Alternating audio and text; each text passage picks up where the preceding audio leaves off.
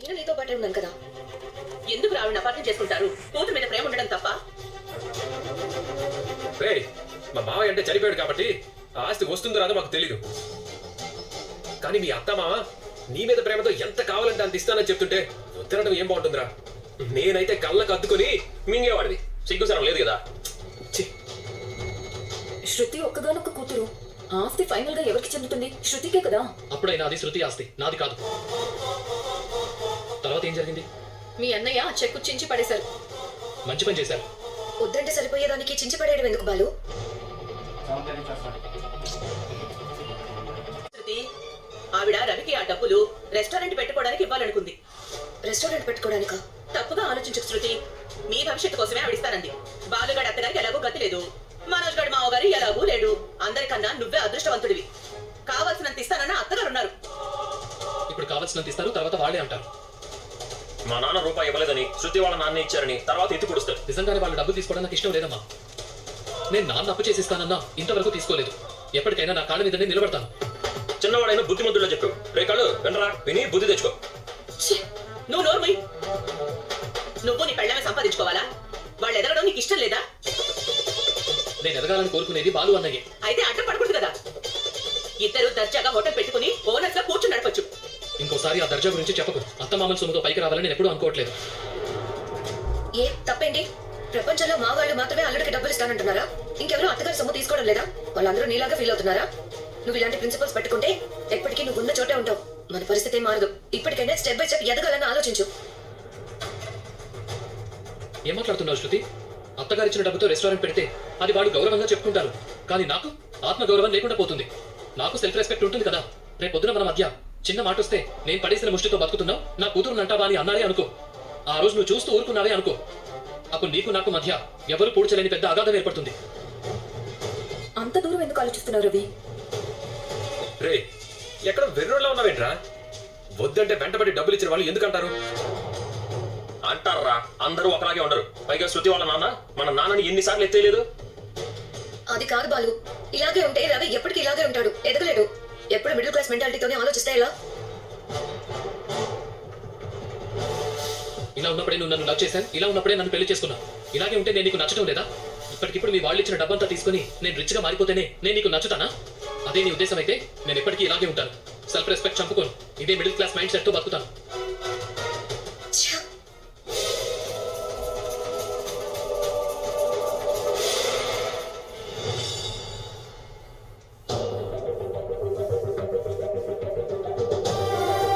నువ్వు ఇలాంటి ప్రిన్సిపల్స్ పెట్టుకుంటే ఎప్పటికీ నువ్వు ఉన్న చోటే ఉంటావు. మన పరిస్థితి మారదు. ఇప్పటికైనా స్టెప్ బై స్టెప్ ఎదగాలని ఆలోచించు. మనకేం లాభం లేదు, పడకపోయినా మనకేం లాభం లేదు. వీడొకడు అన్నిట్లోనూ లాభ నష్టాలు లెక్కేసుకుంటాడు. రే, లెక్కలోనే ప్రపంచం అంతా నడుస్తుందిరా. నువ్వు ఫిలాసఫీ ఏం మాట్లాడుతావు అంటే నువ్వంతా వేదాంతం మాట్లాడతావు. వేదాంతం నేను ఇప్పుడు మాట్లాడాను. జీవితాన్ని అర్థం చేసుకుంటే చాలు. రే, నువ్వు ఆగు. వీడి సంగతి ఏంటి? ఏంట్రా వెరివాళ్ళు అటు ఇటు తిరుగుతున్నావు? రే, బాగా అయోమయంలో ఉన్నట్టున్నావు. మాట్లాడు. మీరిద్దరు మాట్లాడడం ఆపితే నేను మాట్లాడదామని చూస్తున్నాను. కరెక్టేరా. రే, నిన్నరా అన్ని మూసుకోమని చెప్తున్నాడు. రే, వాడి కంప నాకే తగులుతోంది. శృతి వాళ్ళమ్మ శృతిని నేనే జాబ్లు చేయమన్నట్టు మాట్లాడుతోంది. అది నోరా వీడి మెదడ? అంత వాళ్ళ లెవెల్ వేరురా. ఆ లెవెల్లో నువ్వు ఉండాలని, ఉంటే చూడాలని వాళ్ళ ఆశ. నా వంతు సాయం నేను చేస్తాను. రే, వాడి మాటలు పట్టించుకోకరా. ఇంకా 2 కార్లకి ఈఎంఐలు కడుతూనే ఉన్నాడు. రే, నాకు అప్పులున్నా ఎన్ని తిప్పలు పడ్డా అవసరం వచ్చినప్పుడు రవికి నేను అడగా ఉంటాను రా. కుక్కలు పట్టాలి చెప్పాడు. రే, డబ్బులు లేనివాడు నేను ఉన్నానన్నా పట్టించుకోవద్దు. నువ్వు పరాయి వాళ్ళ డబ్బులు ఏం తీసుకోవడం లేదు. శృతి మీ అత్తమామలకు ఒక్కదే కూతురు. వాళ్ళ ఆస్తి మొత్తం శృతికే రావాలి. కాబట్టి వాళ్ళ డబ్బులు తీసుకోవడంలో తప్పే లేదు. నీలాగా మామగారి సొమ్ము నాన్నగారి సొమ్ము తినాలని ఉండదురా. శభాష్ రా. రెస్పెక్ట్ ఉంది. నేను ఎవరి మీద డిపెండ్ కాలేను. అదేగా అంటున్నావు? అంతేగా నీ ఉద్దేశం? శృతి వాళ్ళ పేరెంట్స్ ఇచ్చే డబ్బుతో రవి పెద్ద రెస్టారెంట్ పెట్టుకుని సెటిల్ అయిపోవచ్చు అని చెప్తున్నాను. రవి గురించి నాకు బాగా తెలుసు. ఎవరు డబ్బులు ఇస్తారా దాంతో ఎదిగిపోదామా, ఎవరి డబ్బులు వాళ్ళకి తెలియకుండా నొక్కేద్దామా, దాంతో మనమే బాగుపడదామా, ఎవరి డబ్బులు గుట్టుక్కున మింగేద్దామా, దాంతో షాపులు పెడదామా, విల్లాలు కొందామా అని ఎదురు చూసే నాసి రకం కాదు రవి. నువ్వు మనోజ్ గురించే కదా అంటుంది? పక్క వాళ్ళ డబ్బులు కొట్టేసేది ఈ లోకల్లో మీ ఆయన ఒక్కడే ఉన్నాడా? ఇంకా బోల్డంత మంది ఉన్నారు. నేను ఆ మంది గురించి మాట్లాడుతున్నాను. నువ్వెందుకు మీ ఆయన గురించి అనుకుంటున్నావు? నేను మీ ఆయన పేరెత్తన్నానా? నువ్వే రవి పేరెత్తి ఏదో అన్నావు. ఫూల్ అన్నావు. నేను రవిని ఫూల్ అనలేదు, ఫూలిష్ గా ఆలోచిస్తున్నాడు అన్నాను. దానికి దీనికి అర్థం ఒకటే. రవి గురించి నాకు బాగా తెలుసు. తను అతని కాళ్ళ మీద నిలబడాలనుకుంటున్నాడు. ముందు బిజినెస్ నేర్చుకుంటున్నాడు. ఆ తర్వాత నిదానంగా రెస్టారెంట్ పెట్టాలనుకుంటున్నాడు. మొదలు పెడతాడు. రావాలంటే ఛాన్సే లేదు. అడగకుండానే మా అమ్మ అంత డబ్బు ఇస్తానంటే ఎందుకు వద్దనాలి? మీరు ఎదగడం మీనాకి బాలుకి ఇష్టం లేదని క్లియర్ గా తెలిసిపోతుంది. మీనా రవి సెల్ఫ్ రెస్పెక్ట్ గురించి మాట్లాడుతోంది. బాలు అంకల్ సెల్ఫ్ రెస్పెక్ట్ గురించి ఆలోచిస్తున్నాడు. మేము ఎదిగితే డైజెస్ట్ కూడా చేసుకోలేడు. ఎంత రవికి నీకు మధ్య ఈ విషయంలో గొడవ రాకూడదని మాత్రమే నేను కోరుకుంటున్నాను. మీ పుట్టింటి డబ్బు తీసుకోకపోవడం రవి వ్యక్తిగత నిర్ణయం. ఆ నిర్ణయాన్ని బలవంతంగా మార్చాలని మాత్రం అనుకోకు. అది మీ ఇద్దరి మధ్య దూరానికి కారణమవుతుంది.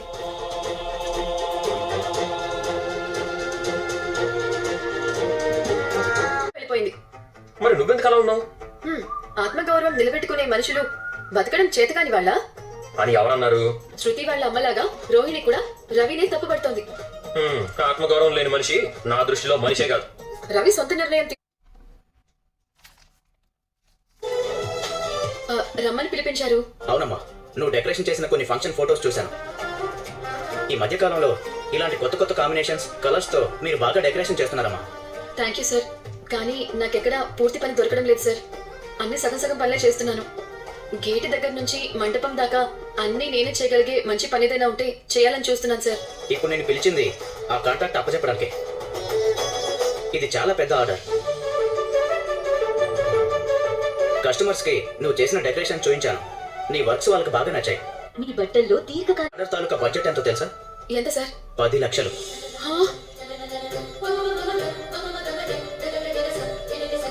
సార్ అంత పెద్ద ఆర్డరా? అవునమ్మా, చేయగలవా? తప్పకుండా సార్. ఇదే నాకు వచ్చిన పని, నచ్చిన పని. నేనెందుకు చేయను సార్? నువ్వు బాగా చేస్తే ఈ ఈవెంట్ మేనేజర్ గా నాకు మంచి పేరు వస్తుంది. ఇది అడ్వాన్స్ 1 లక్ష. ఇక్కడ సైన్ చేయమ్మా. ఇంత పెద్ద ఆర్డర్ అంటున్నారు, అడ్వాన్స్ 1 లక్ష అంటున్నారు. పెట్టుబడి కోసం ఇంకో 4 లక్షలైనా ఇవ్వండి సార్. లేదమ్మా, నేను ఈవెంట్ మేనేజర్ని కాబట్టి కనీసం 20-30 మందికి అడ్వాన్స్ ఇవ్వాలి. నాకే 20-30 లక్షలు అవుతుంది. ఇప్పుడు 1 లక్ష ఇవ్వగలను. ఒకవేళ నీ వల్ల కాదంటే చెప్పు, ఇంకెవరినైనా ట్రై చేస్తాను. నిజంగా ఇంత పెద్ద ఆర్డర్ రావడం చాలా అదృష్టం. కానీ పెట్టుబడి ఎలా? ఏదైతే అదైంది. ఎక్కువసేపు ఆలోచిస్తే ఇంత పెద్ద ఆర్డర్ చేజారిపోతుంది. ఒప్పేసుకుందాం. సరే సార్, ఈ ఆర్డర్ నేనే చేస్తాను. గుడ్. ఈ అగ్రిమెంట్ చదువుకుని సంతకం చేయి. స్టార్ట్ చేయమ్మా. చక్కగా డెకరేషన్ చేస్తుంది. నీకు మంచి పేరు తెస్తుంది. కానీ ఇలా వదిలేస్తే మీకు పోటీగా మారుతుంది కదా. ఎదగనివ్వండి. పూలు పూసే సమయంలోనే గెలి తీసుకోగలం. నాకు అర్థం కాలేదు మేడం. 2 రోజుల్లో అంతా అర్థం అవుతుంది. ఈ అగ్రిమెంట్ జాగ్రత్త. దీంతో చాలా పనుంది. ప్రతిసారి నీకిచ్చే కమిషన్ కన్నా ఈసారి 5 రెట్లు ఎక్కువ ఇస్తాను. ఇప్పించారు, పైగా కమిషన్ ఇస్తానంటున్నారు. ఏంటి మేడం, ఇందులో మీకేం లాభం? నాకే లాభం. నువ్వే చూస్తావు కదా. పద. ఏంటండి, ఏమైంది? నీ ఫీల్డ్ లో ఆ చింతామణి నీకు పోటీగా ఉంటుంది కదా, అక్కడ ఏమైనా గొడవ జరిగిందేమోనని భయపడ్డాను. అబ్బే, అసలు నాకు ఎదురవనే లేదండి. అవును, నువ్వు ఫోన్ చేస్తే ఎందుకు ఎత్తలేదు? ఎందుకంటే ఆ చెయ్యిలా ఇవ్వండి. మీ ప్రోత్సాహంతోనే ఈ డెకరేషన్ రంగంలో అడుగు పెట్టాను. ఇప్పుడు నాకు 10 లక్షల రూపాయల ఒక పెద్ద ఆర్డర్ వచ్చింది. ఏంటి, 10 లక్షల ఆర్డరా? సూపర్ మీనా. ఇదిగోండి, 1 లక్ష రూపాయలు అడ్వాన్స్ ఇచ్చారు. కాకపోతే ముందు మనమే పెట్టుబడి పెట్టాలి. అవునా? సగం పేమెంట్ అయినా అడ్వాన్స్ ఏమైనా అడగకపోయావా? అడిగాను, కానీ ఇవ్వలేదు. పోనీలే, పెద్ద ఆర్డర్ ఇచ్చారంటే మనం అంత పెట్టుబడి పెట్టగలం అని మార్కెట్ లోనే అర్థమైపోయి ఉంటుంది. ఇదేం చిన్న విషయం కాదు మీనా. కంగ్రాచులేషన్స్ పోలగంపా. నెత్తిని కూడా ఎక్కించుకోరా. నెత్తిన మోసేలాగా కుర్చీ చేయించుకున్నాక నెత్తిన కూడా ఎక్కించుకుంటాను. ఆ విషయం చెప్తే ఈ కళ్ళుగాడు కుళ్ళుతో కళ్ళలో నిప్పులు పోసుకొని మళ్ళీ ఆపరేషన్ అంటే డబ్బులు ఎక్కడ తేవాలా అని ఆలోచిస్తున్నాను రా. పర్వాలేదు, మేము హ్యాపీగా ఫీల్ అవుతాం కదా. మాతో చెప్పండి బాలు. ఏం సాధించింది? పూలమ్మడంలో ప్రపంచ రికార్డు ఏమైనా సాధించిందా?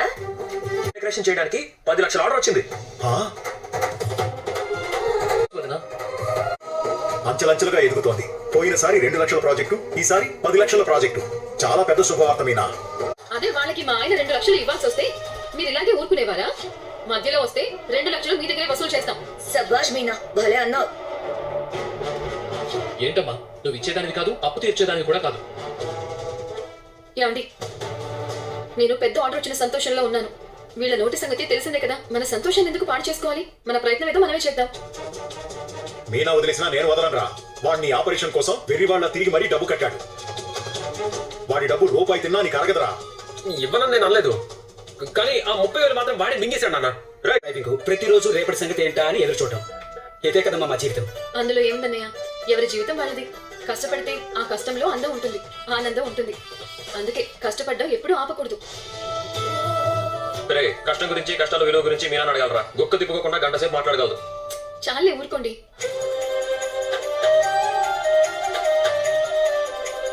రేపాలు నేను నీకు ఫోన్ చేద్దాం అనుకున్నాను, నువ్వే వచ్చావు. ఏంట్రా విషయం? ఏం లేదురా, ఒక మంచి ట్రిప్ వచ్చింది నార్త్ ఇండియన్స్ వాళ్ళు. రాజమండ్రి నుంచి వైజాగ్ వరకు ఉన్న అన్ని గుళ్ళు పుణ్యక్షేత్రాలు చూడాలంటున్నారు. నువ్వు వెళ్తావా? అదేంటి, నువ్వే వెళ్ళొచ్చు కదా, నీకేమైంది? నాకు వెళ్ళాలనుందిరా, కానీ వాళ్ళకి తెలుగు అస్సలు రాదు. నాకు తెలుగు తప్ప ఇంకో భాష రాదు. నువ్వైతే కాస్త కోస్తా ఇంగ్లీష్ మాట్లాడతావు కదా. ఏంట్రా నువ్వు ఇంగ్లీష్ మాట్లాడతావా? ఎందుకు మాట్లాడరా? 4 పెగ్గులు వేశారంటే గుక్క తిప్పకుండా ఇంగ్లీష్ మాట్లాడేస్తాడు. నిజం, వెనక్కి వెనక్కి ముందుకు పడతాయి అంతే. ఆ మాత్రం మాట్లాడగలిగితే చాలరా. నా మాట విని ఈ ట్రిప్ నువ్వే తీసుకో. పాపం వాళ్ళు చాలా మంచోళ్ళ ఉన్నారు, మనం అడిగినంత ఇస్తారనిపిస్తుంది. ఏమండి, అసలే వాళ్ళకి తెలుగు రాదంట. వాళ్ళ భాష మనకు అర్థం కాదు, మన భాష వాళ్ళకి అర్థం కాదు. అవసరమా? మీనా, అడవిలోకి వెళ్ళినప్పుడు అక్కడ సింహాలు పులులు ఉన్నాయని భయపడి వెనక్కి తిరిగితే అడవి దాటలేం. వాటిని చూసి ధైర్యంగా నిలబడినప్పుడే దారి దొరుకుతుంది. జీవితం కూడా అంతే. మనకు ఎదురయ్యే మనుషులు, పరిస్థితులు, అవకాశాలు అన్ని కొత్తగానే ఉంటాయి. భయపడి అడుగు వెనక్కేస్తే మనం ఉన్న చోట ఉండిపోతాం. కానీ ధైర్యంగా అడుగు ముందుకు వేస్తే అసాధ్యం అనుకున్నవన్నీ సుసాధ్యం అవుతాయి. ఫోన్ చేస్తున్నారు, ఒకసారి మాట్లాడు. Hello, hi, where you going? Hello, we want to visit the famous temples and sacred places between Rajahmundry and Visakhapatnam. Okay, no problem. We go visit Draksharamam temple, Annavaram Satyanarayana Swamy temple, Sri Talupulamma Lova temple, Pithapuram Kukkuteswara Swamy temple, Simhachalam Lakshmi Narasimha Swamy temple. All temples I show. We go, good hotel, no problem. Breakfast free. Okay, then what is the total cost for this trip? It cost 90,000 only. Oh, nice price. Okay, thank you. Bye, thank you. English లో దంచి కొట్టింది నువ్వేనా? Yeah, deal confirm అయింది కదా. అందుకే చెప్పాను రా, నువ్వైతే వాళ్ళని కరెక్ట్ గా హ్యాండిల్ చేస్తావని. మీనా, మనకి పెద్ద ట్రిప్ వచ్చింది, 90,000 రూపాయలు. అసలు జీవితంలో ఇంత పెద్ద ట్రిప్ రావడం ఇదే మొదటిసారి. ఏమండి, ఆగండి ఆగండి. మీరేంటండి ఇంగ్లీష్లో ఇంత బాగా మాట్లాడారు? మీరు ఇలా మాట్లాడటం నేను మొదటిసారి చూస్తున్నాను. మీరు ఇలా మాట్లాడతారని నేను అస్సలు ఊహించలేదు. నేనంతే మీనా, నా గురించి చాలా మంది తెలియదు కానీ నేను ఇంగ్లీష్ బాగానే మాట్లాడతాను. అదే ఎలా అండి, మీకు ఎలా ఇంగ్లీష్ వచ్చింది? చిన్నప్పుడు స్కూల్కి వెళ్ళా.